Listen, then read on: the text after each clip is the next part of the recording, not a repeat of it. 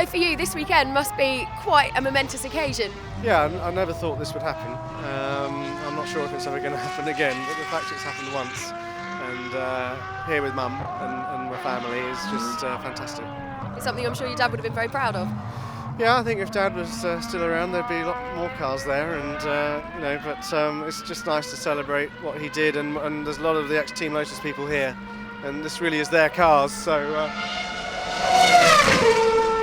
don't know how many laps he's doing. I think he's coming in after 2, but it's nice as well. I mean, it's the first time the F1 car's been in the public eye, in a sense, isn't it? Yeah, and F1 cars don't run at events like this. It's just impossible. So when Lotus Racing said, we think we might be able to run a car, I couldn't believe it, and I thought it would be one lap tootling, and as you can see, he's not hanging about. It certainly isn't. I mean, it's fantastic for the fans to be able to get this close to the cars when they're not at a Grand Prix. Yeah, we really wanted to let people get up close. That's why we invested in the pavilion, and in case it's pouring with rain and what have you, there's some cover and all this kind of stuff, but the weather's okay and everyone's having a great time.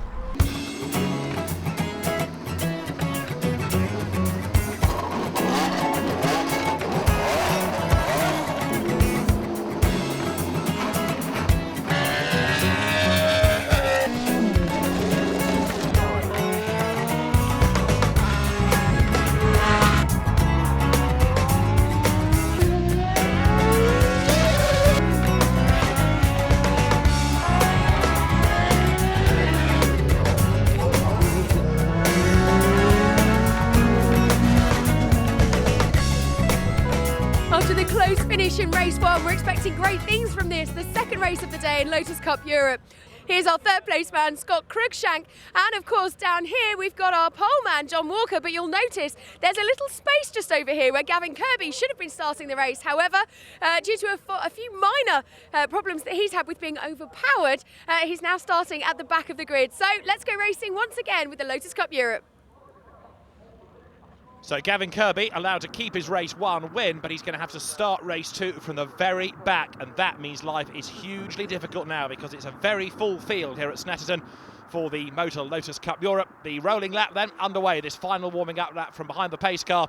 So there's no Gavin Kirby on pole. Instead, you've got John Walker alone on the front of the grid. Tom Chataway lining up with Scott Cruikshank on the second row, and Mark Goodey and Greg Race on the third row of the grid. 1 or 2 gaps during the course of the grid, you'll notice, where people have had problems in race 1 and aren't on the grid. 2 to watch though, 13th and 14th, Simon Deacon and Thierry Verheist. Harry Steegman starting 21st. He's going to be a man to watch with his 211. Pat McBennett, very quick, indeed a class winner in race 1 in the production class. And Moritz Hannepel, somebody that he had to battle against. And so Gavin Kirby now then starting 39th on the grid. Now there are a few gaps ahead of him, not that many though, and he really is going to have his work cut out here. The race about to get underway then as the cars make their way up towards the line. 30 minutes of racing in prospect here for the 4th race within the Motul-backed Lotus Cup Europe this year. And John Walker, with the front of the grid to himself now, controls the pace on the run up towards the lights. Out go the red lights, the race underway. A good start made by the white 211 of Tom Chataway that tries to make the advantage up on the inside there. But John Walker leads the way as they dive into riches for the first time. Chataway goes second ahead of Scott Cruikshank. And already somebody getting a bit caught out. Greg Race in 122, slow in the middle of the corner. On board with Philippe Luc now with his 211, losing a place because round him there, look on the outside, number 49, Laurent Febvre gains ground. And Febvre, the French driver, turns his way through Sear corner onto the Revit straight now for the first time. 1 or 2 run wide over the curb. But there's no drama for the leader. Already he's pulling away. John Walker ahead of Scott Cruikshank in the red 211. Tries desperately to gain places on the inside, coming into the braking area for the S's, but to no avail. Right up behind him though there, number 92, Christophe Lissonde. This is the corner, the bomb hole at which he went off in race 1, ran wide all over the grass. No such dramas at the moment for him as Walker leads the way, and he's getting away from the rest of them. He's pulling well clear as they turn their way out of Coram Curve, down now towards Russell for the first time. Through the right, then the left, that gradual right that brings them back onto the pit straight. Tom Chataway second and having a really good fight here at the moment with Mark Goodey in 3rd place. 4th is Cruikshank, 5th is Lissandre as they come over the line. And there you can see the orange 211 trying to go to the outside line. Mark Goodey looking now very, very keen to get 2nd place as they go towards the first right-hander of Riches. It's a fast right-hander. Is he ahead on the outside line? Yes, he is. Can he keep the place? Yes, he can.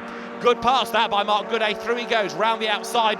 Picks off the place, and so now as the cars turn their way up towards Sear, Mark Goodey goes second, and this a replay of Andreas Holzheitner on the first lap with his Honda engine Exige in the invitation class for those cars that run with non-standard engines, and you can see like a video game, he's gone picking his way through traffic to the left and to the right of him, gaining places all the way from Riches towards Sear on that first lap as Chataway versus Cruikshank now. This is the battle for third place, accelerates its way in towards the bomb hole. The leader is John Walker and second is Mark Goodey. Behind them you've got in fifth place Christophe Lissandre, and Lissandre becoming part of a three-way battle soon, I suspect, for third place, because with Chataway and Cruikshank battling like this, they're going to hold themselves up, and that's going to give Christophe Lissandre a chance to close right up now as they turn their way down towards Russell. Chataway hits the curb and he spins right ahead of Cruikshank. There's contact between them, and Christophe Lissandre doesn't even have to be part of that battle. He's gained 2 places thanks to Chataway's spin, and Scott Cruikshank being delayed in that as well as he went onto the grass. Tom Chataway will rejoin, but a long, long way down the order now. So up to third goes Christophe Lissandre, and where does Chataway rejoin? Almost at the back of the field as Andreas Holzheitner now powers his way over the line. Holzheitner up towards the right-hander of Riches. Through goes Simon Deacon, number 39, you saw after a spin in race 1, and Gavin Kirby on the inside there, just moving through.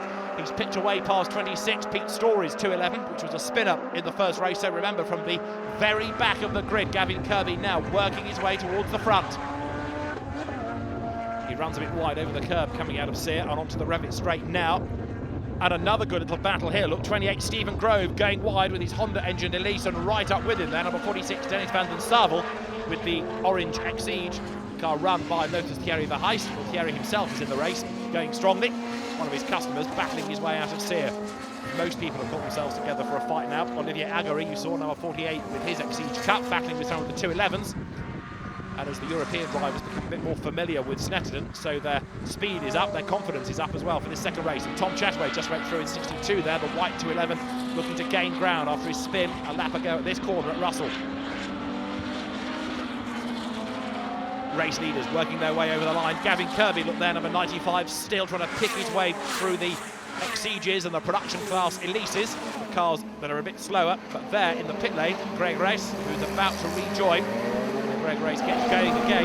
His brother John is in the entry as well, as there Gavin Kirby dives up on the inside to gain another place, and now he's in 15th. He's got ahead of David Jacobs, so Gavin Kirby up into 15th place from 39th on the grid. A great effort this. Now granted, we didn't quite start with all 39, but that was the rank he had on the grid, so Gavin Kirby carving his way through the field. He's got past more than half of the cars in the race now. Once more, this is Andreas Holzheitner's view as he accelerates down towards the S's, and ahead of him you've got the 211s overlapping now. Holzheitner tries to brake as late as he dares. Is that going to give him a place? Yes, it does. He moves through on the inside of 128 Harry Stigmans there, so the white 211 slips back a place, and Holzheitner, who was on the 18th row, doing another superb job. We talked about Gavin Kirby coming up from dead last on the grid, while Holzheitner was only a row or two ahead of him, so both of them here carving their way through the field. There is the Honda engine Exige in the hands of Andreas Holzheitner, and then behind him is Gavin Kirby. The Exige there, the pale blue car, diving up on the inside, another place gained as he comes down towards the chicane at Russell. Simon Deacon is ahead of him. The black 211 is the next target there. The grey 211 though, picking off another place is Gavin Kirby as he accelerates up past the pits. In the meantime, John Race there, number 142, leading the Exige Cup class. We've seen his brother in the pit lane, but John's going well. Scott Cruikshank is behind him. John Race in the orange Exige turns his way now onto the Revit straight, well clear of his class opposition.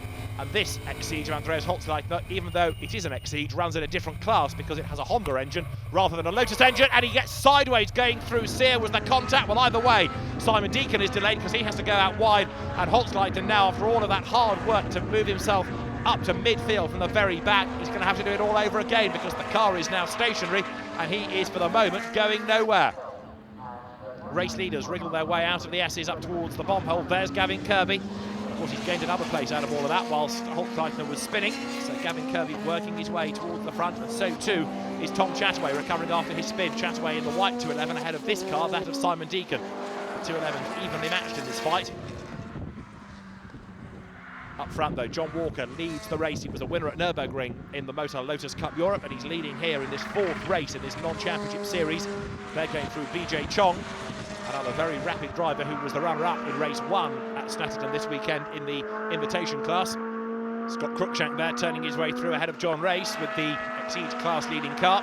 And now, of course, the race leaders working their way through traffic, so back markets becoming ever more of a factor in this race.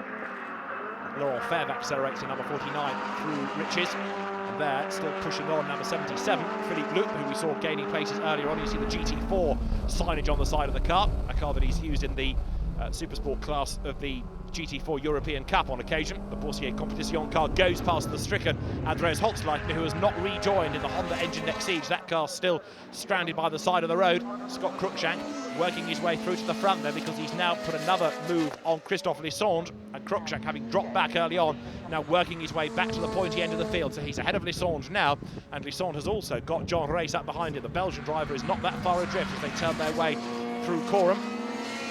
Gavin Kirby still trying to gain more places almost every lap. He's higher up the order. They're going through Harry Stigmans in 1:28. He's on the back of Tom Chataway as they swing their way out of the bomb hole onto Coram Curve now. John Walker continuing to dominate up front with no real opposition, but Gavin Kirby from the very back of the grid now in 10th place. He comes down towards Russell. Superb drive this by Gavin Kirby. Makes his way out of Russell. He's going to gain another place in a minute, is he not? Because there, look ahead of him, is Philippe Luc. Over the line goes Kirby. Began racing only a few seasons back when the Lotus On Track and Ease Trophy began. And Gavin Kirby just charges through under braking for Riches. Philippe Luc absolutely powerless to stop him. Through goes Chataway, through goes Simon Deacon. There is Stigmans, just ahead of BJ Chong.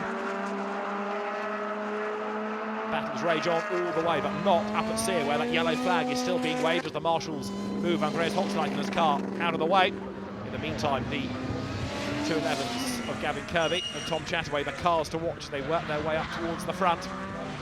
Gavin Kirby, the race 1 winner here this weekend. He was a winner at the Nürburgring as well, but this is perhaps the toughest race he's ever driven, having to work his way through traffic, gain places, and all the time he wants to be up at the front of the field, where John Walker and Mark Goodate are the top 2 at present. Pete Story goes through. He's a spinner at this next corner in race 1 at the bomb hole, but so far so good for him in the second Motul Lotus Cup Europe race of the weekend, as Gavin Kirby then accelerates from Coram down now towards Russell. Thierry Verheijst, the Lotus dealer, is ahead of him, and Gavin Kirby very easily closing up onto the tail of Verheijst, and he should be able to make a move as they go over the line and down now towards Riches. Gavin Kirby in the wheel tracks of Thierry Verheijst. He goes to the outside line there. Verheijst has a look across, sees where the opposition is, but Gavin Kirby commits to the line, and he's going to be able to easily move through. I think, yes, he takes the place as they go into the corner. So Gavin Kirby now gains another place. Thierry Verheijst drops back. And Gavin Kirby also having not just to overtake for position, but also work his way through traffic. Let's see how far up the order he can get, but it's a great drive this by Gavin Kirby here at Snetterton. The race is being led by John Walker, but is he going to hang on for a second one of the year? Find out right after the break.